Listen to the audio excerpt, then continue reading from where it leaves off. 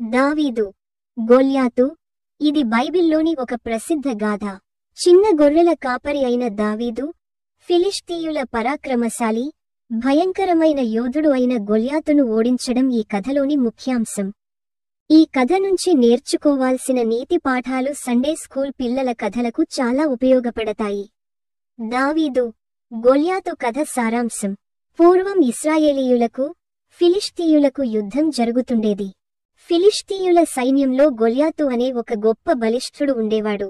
అతను ప్రతిరోజు ఇశ్రాయేలీయుల సైనికులను ఎగతాళి చేస్తూ, తనతో పోరాడటానికి ధైర్యం ఉన్న ఒక యోధుడిని పంపమని సవాలు చేసేవాడు.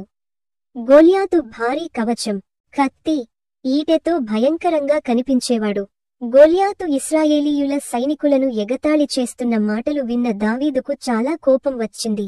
గొల్యాతుకు భయపడి ఇశ్రాయేలీయుల సైన్యం నుండి ఎవరూ ముందుకు రాకపోవడంతో తానే గొల్యాతుతో పోరాడతానని దావీదు సౌలు రాజును కోరాడు.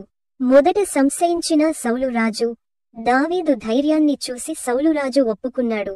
రాజు తన కవచాన్ని దావీదుకు ఇచ్చాడు. కాని అది దావీదుకు చాలా బరువుగా అనిపించింది. దావీదు సౌలు రాజు ఇచ్చిన కవచాన్ని పక్కన పెట్టి తన కర్ర, పదునైన రాళ్లు మరియు వడిసెల మాత్రమే తీసుకుని వెళ్లాడు. గొల్యాతు దావీదును చూసి ఒక చిన్న పిల్లవాడని ఎగతాళి చేశాడు. కాని దావీదు దేవుని మీద తన విశ్వాసాన్ని చాటి చెప్పాడు. దావీదు తన వడిసెలలో ఒక రాయిని పెట్టి, దాన్ని వేగంగా తిప్పి విసిరాడు.